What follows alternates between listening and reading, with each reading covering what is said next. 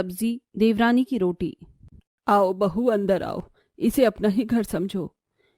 रेखा के कहने पर उसकी बहू घर के अंदर आती है।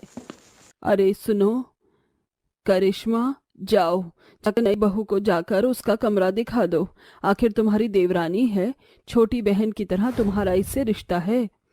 हाँ, क्यों नहीं माँ जी, मैं इसे इसका कमरा दिखा देती हूँ। चलो रागिनी मेरे साथ। करिश्मा ऐसा कहकर अपनी देवरानी रागिनी को अपने साथ ले जाती है, जिसके बाद वो उसे उसका कमरा दिखा देती है। रागिनी, ये तुम्हारा कमरा है, तुम थोड़ी देर आराम कर लो, उसके बाद तुम्हारी शादी की कुछ रस्में बाकी हैं, वो करनी भी बहुत जरूरी है। करिश्मा दीदी, आपका बहुत शुक्रिया, आप बहुत अच्छी हो, बिल्कुल मेरी बड़ी बहन की तरह। करिश्मा ऐसा सुनकर मुस्कुराती है और वहां से चली जाती है। चलते चलते करिश्मा अपने मन ही मन सोचती है, हाँ हाँ, तुम्हारी दीदी की तरह अब मैं तुम्हें करिश्मा का करिश्मा दिखाऊंगी। करिश्मा के मन में और कुछ ही चल रहा होता है। ऐसे में कुछ ही देर बाद रागिनी की शादी की बाकी की बची हुई रस्में भी पूरी हो जाती हैं और अगले दिन से दोनों बहू घर के कामों में लग जाती हैं। सुबह जब रागिनी करिश्मा के पास आती है तो रागिनी करिश्मा से कहती है, बताओ दीदी, मुझे क्या करना है, आपकी किस काम में मदद करवा सकती हूँ। अच्छा हुआ तुम आ गई, मेरा मुन्ना बहुत देर से रो रहा था। अब मैं सब्जी बनाकर उसे दूध पिलाने चली जाऊंगी। तुम एक काम करो, रोटियां बना सकती हो। ठीक है दीदी, मैं सभी के लिए रोटियां बना देती हूँ। रागिनी डिब्बे से आटा निकाल लेती है, जिसके बाद वो आटा गूंदने लगती है। आटा गूंदने के बाद जैसे ही वो गैस पर रोटी बनाने के लिए चलती है, करिश्मा उससे कहती है, अरे रुको, जरा सब्र करो, दरअसल रोटियां यहाँ नहीं बनेंगी। रोटियां तो हमारे घर में सब लोग चूल्हे की ही पसंद करते हैं। लेकिन दीदी, मैं यहाँ चूल्हे पर रोटियां कैसे बनाऊंगी।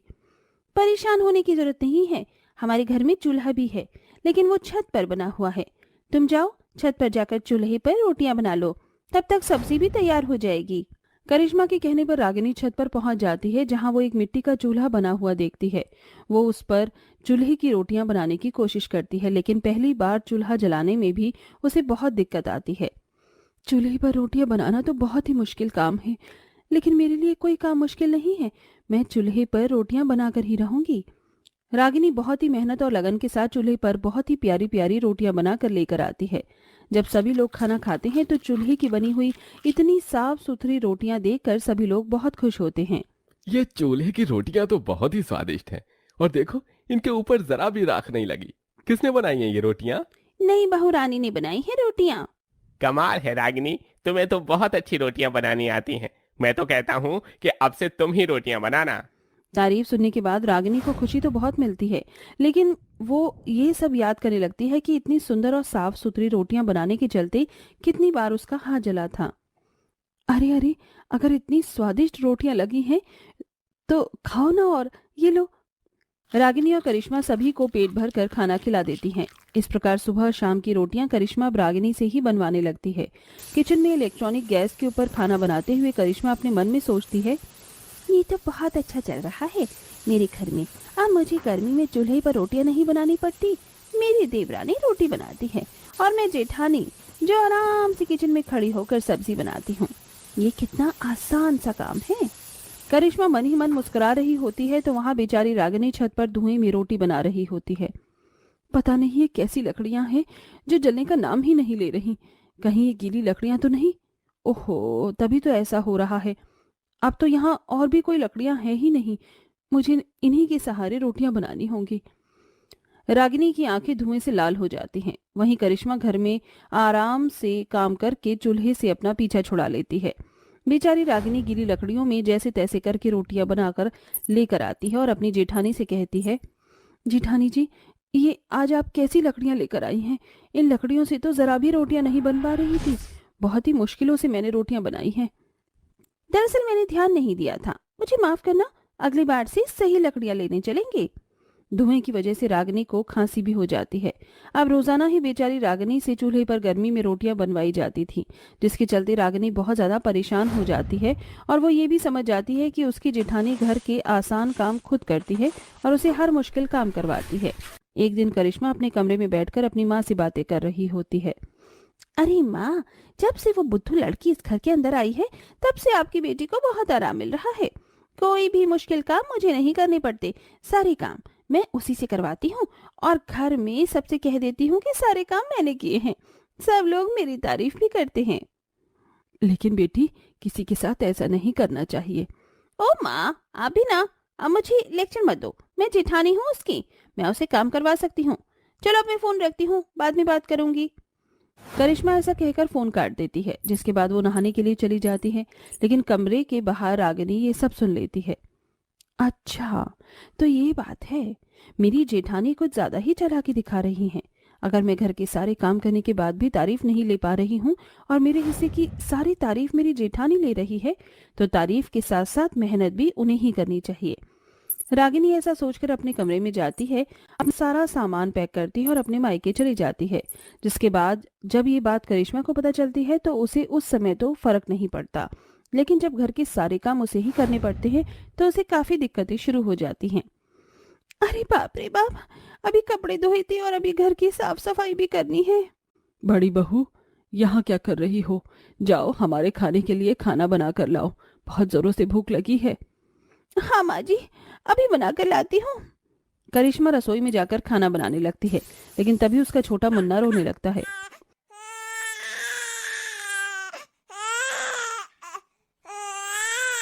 अरे ये क्या, मुन्ना रो रहा है? मुझे जल्दी से उसे चुप कराना होगा। करिश्मा अपने कमरे में जाती है और अपने मुन्ना को दूध पिलाने लगती है। तभी बाथरूम से उसके बेटे राजू की आवाज आती है। माँ, माँ कहाँ हो आप? जल्दी यहाँ पर आओ, मैंने पॉटी कर ली है। पहले तो करिश्मा जैसे तैसे अपने मुन्ना को चुप करवाती है और उसके बाद बाथरूम में जाकर राजू को पॉटी साफ करती है। जिसके बाद वो अपने हाथों को अच्छे से धोकर किचन में पहुंच जाती है। वो सभी के लिए नाश्ता बना ही रही थी कि तभी उसका पति तरुण आकर उससे कहता है। क्या हो गया है तुम्हें? कल तक तो तुम में काम करने में इतनी फुर्ती थी और आज तुमने सब गड़बड़ कर दी और तुमसे घर के काम नहीं हो रहे हैं। अपने पति के ये शब्द सुनते ही उसे अपनी देवरानी की याद आ जाती है। अरे ये क्या, मुन्ना रो रहा है? लाओ मैं इसे चुप करवा देती हूँ, इतने आप थोड़ी देर आराम कर लो। बहुत शुक्रिया रागिनी, तुम्हारा। इसने रो रो कर मेरा बुरा हाल कर दिया है। तुम इसकी चाची हो, तुम ही संभालो अभी से। क्या हुआ दीदी? लगता है आप बहुत ज्यादा थक गई हो। कोई बात नहीं, अभी आपका मुन्ना छोटा है ना, आपको बहुत परेशानी होती होगी। बच्चों को संभालना, घर को संभालना, कोई नहीं, मैं ये सारे काम खुद कर दूंगी। आप बस मुन्ना को दूध पिला दो। हाँ हाँ, सही कहा तुमने। मैं मुन्ना को दूध पिलाने जा ही रही हूँ। तुम सारे काम कर लेना, अगर मेरी जरूरत हो तो बता देना। मैंने उस बेचारी को बहुत परेशान किया। शायद मुझसे परेशान होकर भी वो अपने मायके गई है। 10 दिन हो गए हैं, लेकिन मेरी देवरानी वापस नहीं आई। मुझे माँ जी से बात करनी चाहिए। करिश्मा ऐसा कहकर रेखा के पास जाती है और उसे अपनी चालाकी से की हुई सारी हरकतें बता देती है। बड़ी बहू, मैंने तो तेरे बारे में ऐसा कभी सोचा भी नहीं था। खैर, जो हुआ तुझे उसका पछतावा है, इसीलिए मैं तुझे माफ करती हूँ। हाँ माँ जी, मुझे अपनी गलती का पछतावा है। आइंदा में ऐसी गलती कभी दोबारा नहीं होगी और मैं अब से देवरानी से घर के मुश्किल काम नहीं करवाऊंगी। हम दोनों मिलकर घर के बराबर के काम करेंगे, लेकिन मेरी देवरानी को वापस बुला दो माँ जी। रेखा करिश्मा के कहने पर अपनी छोटी बहू को वापस बुला लेती है। जिसके बाद करिश्मा रागिनी से माफी मांगती है और उसे अपनी छोटी बहन की तरह समझकर अपने ससुराल में रहने लगती है। अब दोनों बहू घर में बराबर की काम करती हैं और एक साथ खुशी खुशी रहती हैं। भैया, घर में राशन भी खत्म हो गया है, अब हम लोग क्या करें? पूरे दिन दिहाड़ी पर काम करने के बाद भी हम लोगों को हमारी मेहनत की कमाई नहीं मिलती। पता नहीं ऐसा और कब तक चलता रहेगा, मुझे तो कुछ समझ में नहीं आ रहा। आखिर हम लोग करें तो क्या करें? एक गांव में अंकुश, अरविंद, कैलाश तीनों भाई रहा करते थे। वो तीनों ही शादीशुदा थे, लेकिन उनके जीवन में गरीबी से परेशानी खत्म होने का नाम ही नहीं ले रही थी। वहीं उनकी एक बीमार माँ भी थी। कितनी देर हो गई है, अभी तक हमारे पति काम से नहीं लौटे। वो तीनों रोजाना काम ढूंढने जाते हैं, लेकिन उन्हें काम ही नहीं मिलता। कोई दिहाड़ी करने के लिए अपने यहाँ जगह देता ही नहीं है। गांव से कंपनियां बाहर नहीं गई होती तो इतनी परेशानी झेलने की जरूरत ही नहीं पड़ती, लेकिन अब कर ही क्या सकते हैं हम लोग। वो आपस में बातें कर ही रही थी कि तभी उन तीनों के पति वापस घर लौट आते हैं। प्रेरणा, जाओ जरा एक गिलास पानी लेकर आओ। प्रेरणा एक गिलास पानी लेकर आती है और अंकुश को दे देती है। जिसके बाद अंकुश पानी पीता है और अपनी पत्नी से कहता है, आज भी हमें कोई काम नहीं मिला। तुमने खाने में क्या बनाया है? कहाँ से बनाती, खाने के लिए तो घर के अंदर एक दाना तक नहीं था। ये तो बताओ, तुम दोनों यहाँ पर हो, तुम्हारे बड़े भाई कहाँ रह गए? अरे, रास्ते में एक आदमी मिल गया था जिससे भैया काम के सिलसिले में बात कर रहे थे। थोड़ी देर रुक जाओ, आते ही होंगे। कैलाश उसी समय वापस घर लौट आता है और उसके चेहरे पर मुस्कुराहट और हाथ में कुछ पैसे होते हैं। फौरन तैयार हो जाओ, आज रात हमें शहर के लिए निकलना है। हमारी तो किस्मत ही खुल गई है। ये देखो, ये पैसे। पैसे? पैसे कहाँ से आए भैया? अरे मैं अभी गोवर्धन भैया से मिला था। वो गांव के लोगों को शहर में ले जाते हैं और उन्हें बहुत अच्छी नौकरी पर लगवा देते हैं। शहर में हम यहाँ से 5 गुना कमाएंगे और हमारी सारी परेशानियां ठीक हो जाएंगी। देखो जरा, उन्होंने मुझे ये पैसे दिए हैं घर का राशन डलवाने के लिए। जा अंकुश, इन पैसों से घर का राशन लेकर आ। ये सुनकर सब लोग बहुत खुश होते हैं। उसी रात उन लोगों को शहर के लिए निकलना होता है। अपना सारा जरूरत का सामान पैक करके वो तीनों भाई गोवर्धन के पास पहुंच जाते हैं। आ गए तुम तीनों? चलो अच्छी बात है, जल्दी से टेम्पो में चढ़ जाओ। आज मैं सभी को लेकर जा रहा हूँ। शहर रहना खाना पीना सब तुम्हें वहीं मिलेगा। गोवर्धन टेम्पो से सभी आदमियों को भरकर शहर के लिए रवाना हो जाता है। उन्हें गए हुए महीना हो जाता है, लेकिन 1 महीने के अंदर उनकी कोई खोज खबर उनकी पत्नियों तक नहीं आ पाती। कब तक हाथ पर हाथ धरी बैठी रही, पता नहीं कब हमारे पति वापस लौटेंगे। अरे बहू, आखिर मेरे तीनों बेटों को तुमने कहाँ भेजा है? वो वापस लौटकर क्यों नहीं आ रहे हैं? माँ जी, हमने उन्हें कहीं नहीं भेजा, बल्कि वो तो घर की परेशानियां देखकर खुद ही शहर चले गए। चलो, ये सारी बातें शाम को आने के बाद करेंगे। अभी हमें कोयले की फैक्ट्री में जाना है, वरना शाम का खाना खा नहीं पाएंगे। अमृता ऐसा कहकर आनंदी और प्रेरणा के साथ कोयले की फैक्ट्री में पहुंच जाती है, जहां वो सुबह से शाम तक काम करती है और 2 घंटा एक्स्ट्रा टाइम भी लगाती है। यहाँ हम तीनों मिलकर खुदाई कर रहे हैं। देखो जरा, आसपास कोई भी नहीं है। अब हमें भी चलना चाहिए। प्रेरणा ऐसा कह ही रही थी कि तभी खुदाई करते हुए आनंदी को एक कपड़े में बंधा हुआ कुछ मिलता है। क्या हो सकता है इसके अंदर? खोल कर देखती हूँ। अरे ये क्या? ये तो एक टिफिन बॉक्स है, लेकिन देखो जरा इसमें कितना पुराना और ये सुंदर है। सही कहा तुमने, लेकिन इस पर हमारा हक नहीं। चलो इसे दरोगा को दे देते हैं और उससे अपनी आज के दिन की दिहाड़ी ले लेते हैं। तीनों बहू दरोगा के पास जाती हैं, लेकिन दरोगा के साथ साथ वहां सभी मजदूर अपने अपने घर जा चुके थे, जिसके बाद वो तीनों भी उस टिफिन को लेकर अपने घर पहुंच जाती हैं। उस दिन उनके घर पर खाने का एक दाना भी नहीं था। पूरे दिन भूखे प्यासे रहने के बाद वो तीनों बहुएं उस टिफिन को हाथ में लिए एक दूसरे से बातें करती हैं। हमारे घर में खाने का एक दाना भी नहीं है, बहुत जोरों से भूख लगी है। माँ जी भी भूखी प्यासी पड़ी है, उनकी तो दवाई तक नहीं आई है। हमारे पति भी पता नहीं कहाँ जाकर बस गए, आने का नाम ही नहीं ले रहे हैं। अब तो भूख से मेरे पेट में बहुत दर्द हो रहा है। काश मुझे बढ़िया बढ़िया पकवान खाने को मिल जाते। आनंदी के इतना कहते ही टिफिन के अंदर से एक चमकीली रोशनी निकलती है और उस रोशनी के चलते वहां कई प्रकार के पकवान निकल आते हैं, जिन्हें देखकर वो तीनों बहू हैरान रह जाती हैं। मैंने जो देखा वही तुमने भी देखा? इस टिफिन की रोशनी से यहाँ कई प्रकार के पकवान निकल आए। क्या ये कोई जादुई टिफिन है? अगर ये जादुई टिफिन है तो अभी इसका पता चल जाएगा। मुझे एक बहुत स्वादिष्ट आइसक्रीम खाने का मन है। अमृता के इतना कहते ही टिफिन बॉक्स के अंदर से फिर से एक रोशनी निकलती है और उस रोशनी के चलते वहां आइसक्रीम प्रकट हो जाती है। हाँ सच में, ये तो एक जादुई टिफिन है। तभी टिफिन बॉक्स के मुंह आंख नाक बन जाते हैं और वो कहता है, हाँ सही पहचाना, मैं कोई मामूली टिफिन नहीं बल्कि एक जादुई टिफिन बॉक्स हूँ। कई सदियों पहले मैं महाराजाओं के लिए खाना बनाकर इस टिफिन में पैक करके उन्हें देने जाया करता था। मैं उनका खास बावर्ची था, लेकिन कुछ बावर्चियों ने जलन के चलते मेरी हत्या कर दी, जिसके बाद मेरी आत्मा को शांति नहीं मिली और मेरी आत्मा इस टिफिन में ही कैद हो गई। उसके बाद जब भी मैं किसी भूखे या मजबूर इंसान को मिलता हूँ तो उसकी मदद करता हूँ। फिलहाल तो मुझे लगता है कि तुम्हें मेरी बहुत जरूरत है। तीनों बहुएं अपनी सारी परेशानियां जादुई टिफिन को बताती हैं। तुम्हें परेशान होने की जरूरत नहीं है, मेरे रहते तुम सभी भूखे पेट कभी नहीं सोओगे। जादुई टिफिन की मदद से उस रात तीनों बहू अपनी सास के साथ पेट भरकर खाना खाने लगती हैं। अगले दिन जब सवेरा होता है तो प्रेरणा के दिमाग में एक आइडिया आता है।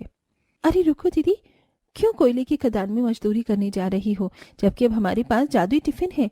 आपको पता है ना, जादुई टिफिन से हम जितना खाना मांगेंगे वो हमें उतना खाना दे देगा। क्यों ना हम इसकी मदद से अपने लिए एक ढाबा खोले? सुझाव तो अच्छा है, लेकिन तुम ये बताओ, ढाबा खोलने के लिए जगह और टेबल और बड़े बड़े बर्तन कहाँ से आएंगे? हमारे पास वो तो कुछ भी नहीं है। प्रेरणा अपने गले से मंगलसूत्र उतार कर उसे बेच देती है, जिसके बाद कुछ पैसे आ जाते हैं। तीनों बहू मिलकर उन पैसों से ढाबा खोलने का सारा सामान ले आती हैं और ढाबा खुलते ही वो जादुई टिफिन से कहती हैं, जादुई टिफिन हमारी मदद करो, हमने ये ढाबा खोला है। इस ढाबे को चलाने के लिए यहाँ भरपूर खाना होना चाहिए, जो लोगों को बहुत स्वादिष्ट लगे और वो खाना खाने यहाँ आए। आनंदी के इतना कहते ही जादुई टिफिन से एक रोशनी निकलती और वहाँ रखे बड़े बड़े बर्तनों में कई प्रकार के खाने प्रकट होते हैं। किसी में पूरी, किसी में शाही पनीर, तो किसी में बिरयानी आ जाती है।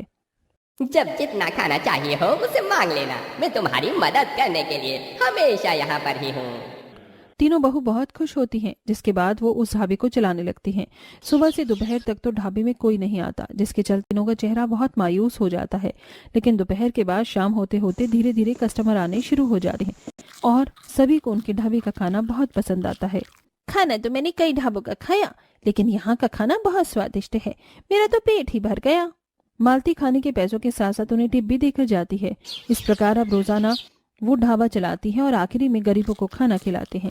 इसी के चलते वो तीनों अच्छा खासा पैसा कमाना शुरू कर देते हैं। अब उनकी परेशानियां धीरे धीरे कम होने लगती हैं और वो अपनी सास का इलाज भी करवा लेती हैं। जिसके बाद सुष्मिता अपनी तीनों बहुओं से कहती है, अब तो हमारे पास पैसे भी हैं और हमारी परेशानियां भी खत्म हो गई हैं। बहू, मेरे बेटों को ढूंढ कर ले आओ, मैं तुम्हारे आगे हाथ जोड़ती हूँ। मुझे अपने बेटों को देखना है, मेरा दिल बहुत सहमा हुआ है, पता नहीं कहाँ होंगे, किस हालत में होंगे। चिंता मत करो माँ जी, हम तीनों शहर जाएंगे और अपने पतियों को ढूंढकर जरूर लेकर आएंगे। अमृता, आनंदी और प्रेरणा के साथ शहर पहुंच जाती है और वहां पर अपने पतियों की फोटो पुलिस थाने में दिखाकर उनके गुमशुदा होने की रिपोर्ट लिखवाती है। इसी के चलते शहर की एक कंपनी में छापा मारा जाता है, जहां उनके तीनों पति भी होते हैं। वो वहां से अपने तीनों पतियों को बचाकर वापस गाँव ले आती है, जहाँ उनके पति उन्हें अपने साथ हुई घटना के बारे में बताते हैं। अच्छा हुआ तुम तीनों ने हमें ढूंढ लिया, वरना पता नहीं हम तीनों भाइयों का क्या होता। उस इंसान के झांसे में आकर मैं शहर चला गया था, लेकिन वहां उस कंपनी में दिन रात हमसे बहुत काम करवाते, हमें खाने पीने को भी नहीं देते। हमारी तो जिंदगी जानवरों से भी बदतर हो गई थी। लेकिन तुम तीनों ने हमें बचाया कैसे, और ये तरक्की इतनी जल्दी कैसे हुई? अंकुश के पूछने पर वो तीनों जादुई टिफिन के बारे में उन्हें बताती हैं, जिसे सुनकर वो तीनों भी बहुत खुश होते हैं और अब वो तीनों अपनी तीनों पत्नियों के साथ मिलकर जादुई टिफिन की मदद से ढाबा चलाते हैं और एक साथ खुशी खुशी रहने लगते हैं।